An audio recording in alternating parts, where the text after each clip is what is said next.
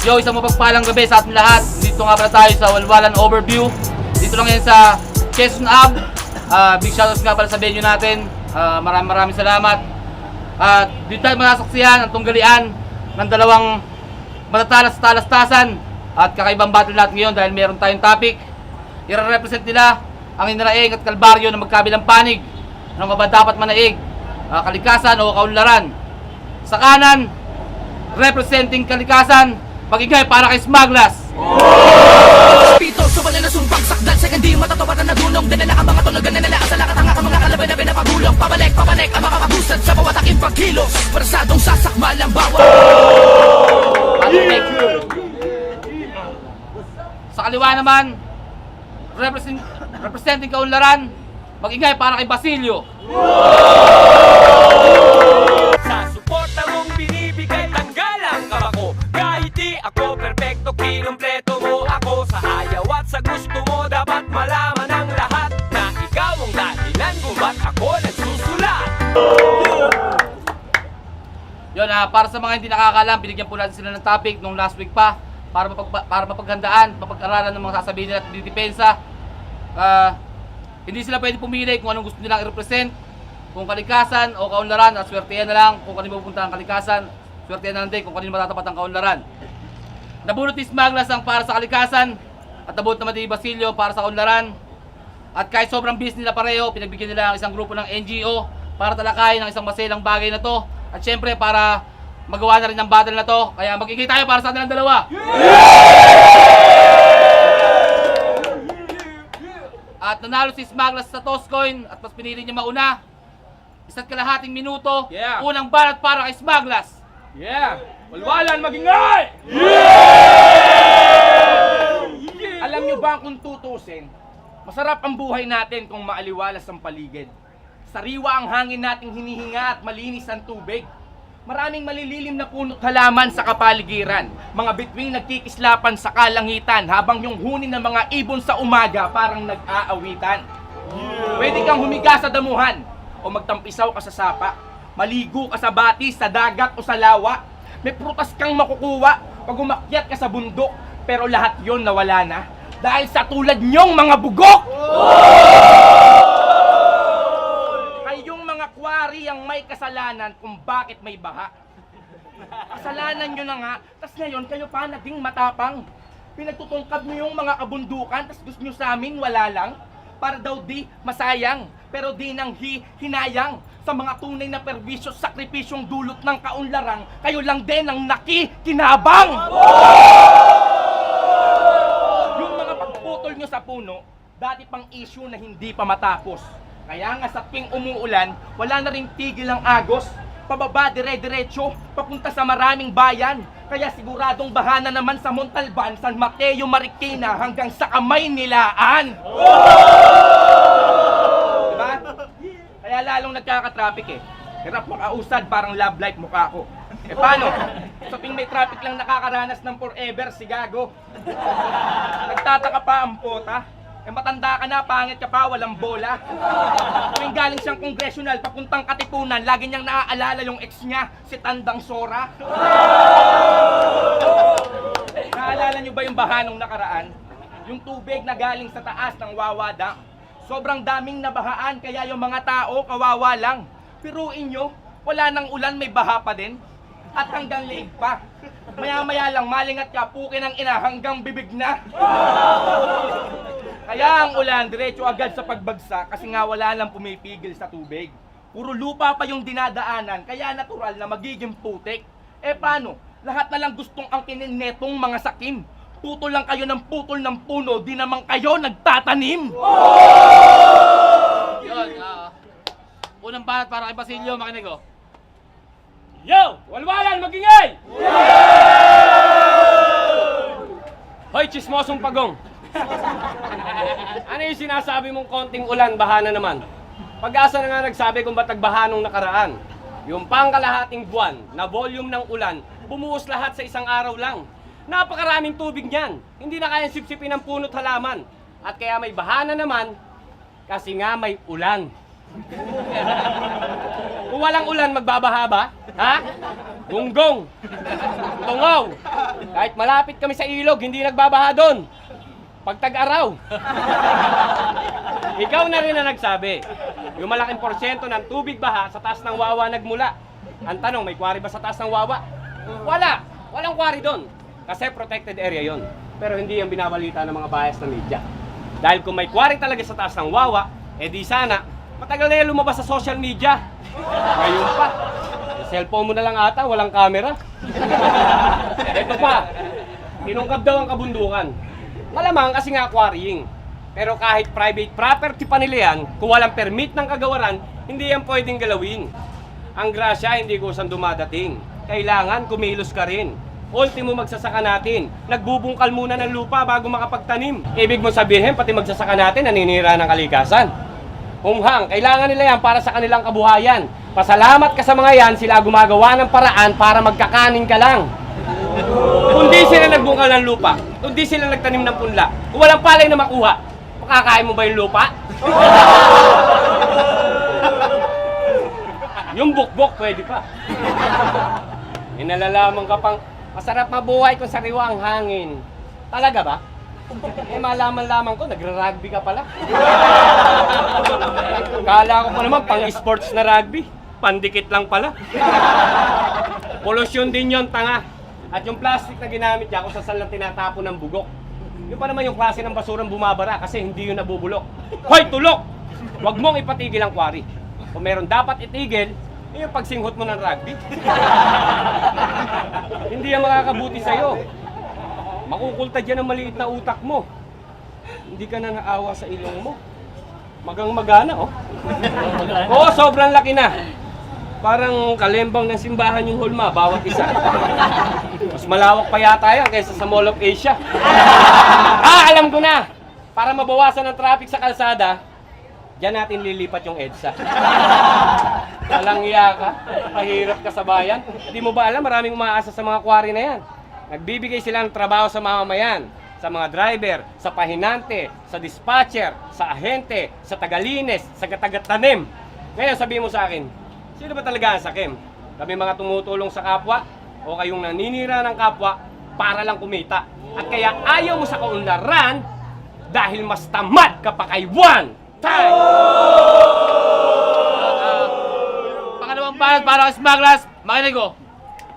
Di na ako nagra-rugby ngayon. Basilio, kontento na ako sa Momay. Inggit ka, gaya ka, bili ka ring rugby, palaman mo sa Monay. Bakit? Tingin mo ba malakas na tama ako, kakaamoy ko ng rugby? Gago, mas malakas na tama mo, kakaamoy mo kay Happy. Bakit? Sino bang may ayaw ng sariwang hangin, ha? Ba't ganyang kakapilyo? Sinasabi mong ayaw mo sa polusyon, pero lakas mo manigarilyo. Takinan, lakas mo lang nga manigarilyo, di ka pa nagsisipilyo. Alam mo ang tawag doon? Yun ang polusyon, basilyo. Tapos lumaki daw yung ilong ko dahil sa ganun. Gago, inborn na yan, parang ikaw. Kaya lang mas masagwa. Kasi ikaw naman nung pinanganak ka, ganyan ka nakatanda. Puro na lang ulan. Pati ulan, dinadamay niya. Ultimo mga tahimik na magsasakatang inaaway pa. Alam mo ba sa probinsya, tuwang-tuwa ang mga magsasaka tuwing umuulan. Kasi yung lumpang tigang na sinasaka nila, pinapalambot ng ulan. Kaya nagiging maganda. Kasi bukod doon, yung mga tanim nila, nadidiligan pa. Kaya nung sinasabi mong dinakayang sipsipin ng tubig ng mga halaman at puno, pinagtutungkad nyo na yung mga gubat sa bundok, damuho. Bago ka bumuka, mag-isip-isip ka muna, tangina. Kuwari ka pa, isip-sip ka lang din sa kanila. Wala kayong konsensya, masunod lang yung hangad nyo mangyari. Sagad na to pare, di ba nila alam yung ibang matandang pinutol nila, kabatch mo pa dati? Alam mo, sa sobrang tanda mo, para makatayo lang, kailangan pang mag-unat-unat ng katawan. Buti nga di ka rin na pagkakamalang puno no? Maugat-ugat ka pa naman. Di nyo ba napansin, yung mga gubat sa bundok, saan na napunta? Parang buhok niya sa tuktok. Wala, papanot na. Kasi nga matanda na, di naman sa nanglalait ako. Pero di ba bukod sa pangit ka bro, yung nakikipagtalik ka, mukha na lang yung nagagalit sa'yo. Kaya tandaan mo, sinusuportahan mo pa yung quarry, nag-iisip ka ba? Paano na yung lahi yung mahihilig sa saging ha? San natitira? Yan ang nga ba sinasabi ko sa inyo? Sinisira nyo yung kalikasan, tang ina. Kinalbo nyo yung kabundukan, mga gubat, anyari. Yan, nagsibabaan na sila. Kaya yung labos sa nature din na kayang isalba. Paano, stupid ka nga? Tinry ko naman paliwanagan yung bumbilya mong pundido, ngunit wala. Sabay ka lang sa agos na may kasamang tae, basura at putik basa. Pag nagkaundoy ulit, sana sa bahay nyo lang bumuhos, tapos makainom ka ng tubig baha! Yun, pakalawang balot para kay Basilio. Pagyan natin. Hey, Mick! Tignan mo tong hayop na to. Minsan na nga lang magdasal at sama pang manalangin. Kanino ka ba humihiling? Kay Taning? Hinay-hinay din sa mga sinasabi mo. May sumpa ang battle, king ina mo. Para lang yung basurang itinapo mo. Baka bumalik lahat yan sa'yo. Andyan na siya. O di ba? Ganyan ang mga tao may tinatagong kasalanan. Gagawa ng paraan para mapagtakpan yung mga sariling kalokohan. Hihingian ng simpatsya, maninisin ng iba, kakahol ka na nga lang, asshole ka, sa maling puno pa. Napakatanga. Walang habas na pagputol sa mga puno. Huwag mong isisi sa quarrying. Ang sisihin mo, yung mga nag-i-illegal logging. Pati na rin yung mga nagkakaingin. Dahil puno talaga kailangan nilang putulin at sunugin para makagawa sila ng uling. Anong hindi nagtatanim? May taga-tanim kami, tanga. 10 doble bawat punong matumba. Gusto mo ng ebidensya? O sige, pati ikaw, patataniman ko. Pero ang itatanim namin sa'yo, bato at damo. Kulong ka, tangina mo. At yung basura mo, yan ang nagpapalala sa baha. Basura ang produkto ng mga tulad mong burara. Puro lang kuwari ang sinisisi niya. Halatang inggit na inggit. Bato't buhangin ang produkto ng kuwari, hindi tubig. Kaya bakit yung pinapatigil ang kuwari? Para ano? Para mapatigil nyo rin ang panukala ng Pangulo. Siguro, dilawang ka rin, ano? Huwag ka na magsinungaling, gago. Kitang-kita sa ngipin mo. Ayan, ang dilaw, ah. Pero seryoso. Di ba sabi ng Pangulo, build, build, build. Gumawa, gumawa, gumawa. Pero wala kang ginawa, ngumawa lang ng ngumawa. Hindi naman si Sir Jack yung nagsalita. Bakit ang dinig mo sa gumawa, ngumawa? Mo nang inalala Mark you! Mga hindi nga... Bakit di ka na lang makipagtulungan kay Digong? Lagi mo sinusuway ang tatay mo. Pareho pa naman kayo ng ilong. Sulong, pagong. Huwag tayong magbaka sakali. Ano gagawin mo pag gagawa ka ng gusali? Putik ng pusali. Ano gagamitin mo pag gagawa ka ng bahay nyo? Papel, karton, yero, sako, gago! O yung mga makakaligasang kuno, pustahan tayo. Yung mga bahay nyo, may buhangin at bato. Pwera lang yun sa'yo. Kasi, sa Shell ka nakatira. Yung bahay mo, lagi mong dala kasi makasarili ka. Wala kang tiwala sa kapwa. Mahilig ka manghila pababa. Ano ba talaga? Pagong o talangka? Alam mo ba, pag pinatigil yung mga quarry, mga may-ari lang ng quarry malulugi negosyo. Hindi lang sila, lahat tayo, pati buong Pilipino, apektado, tarantado. Ang hindi ko malaman sa'yo, galit ka sa kahirapan, galit ka sa mayayaman. Ano yan? Sariling pinaglalaban, nilalabanan? Sa lahat na lang ng bagay, lagi kang galit. Kung galit ka sa mundo, lumayas ka na sa Earth! Yun, huling balot para kay Smaglas. Pakinggan natin. Yaw. Sabi niya ako daw yung pagong na sa Shell nakatira.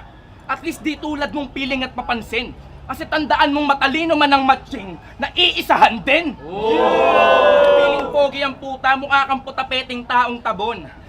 Huwag mo akong tinatawag na pagong Basilio, si Butete na ako ngayon. At oo, anak ako ni Digong. Pero huwag ka maingay. Kung ayaw mong ipagkalat ko rin sa kanila na ambal mo sa binay. Ang ina, buwisit talaga to. Ay, si Saito pa pala! Triplets pala kayo! Hindi nga masama ang pag-unlad at malayo-layo na rin ang ating narating. Ngunit pagmasdan mo ang tubig sa dagat, dating kulay asul ngayon naging parang balat mo. Guess mo? O di mo lang pinagtuunan ng pansin?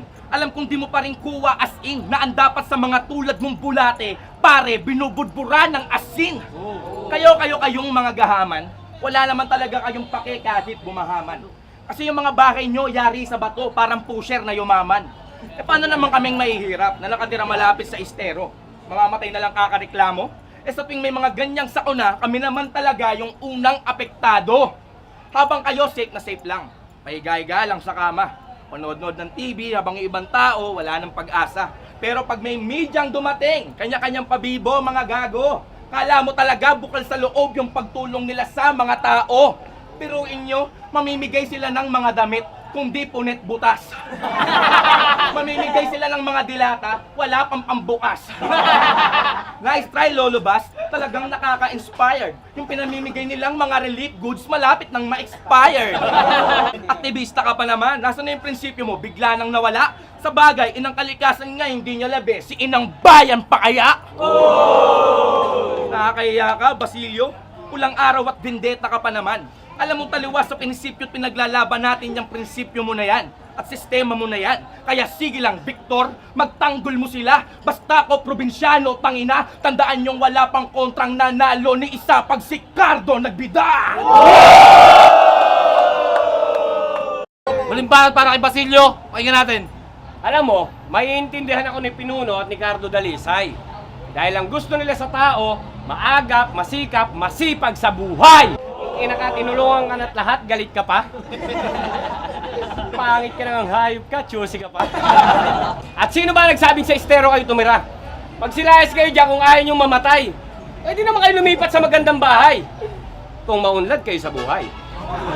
Binay. Alam mo, Nanay Christy. May bahay kami sa Marikina at Montalban. Sa totoo lang, kami unang naapektuhan ng putang inang baha na yan. Kaya nung una, galit na galit din ako sa mga quarry na yan. Kung di pa tayo naglaban, di ko malalaman ang katotohanan. Brian, wala kang alam kung gaano kahalaga sa atin ang mga quarry na yan. Buksan ang kaisipan. Palawakin ang mga matang nakapiring. Halos lahat ng konkretong nakikita natin sa quarry nang galing.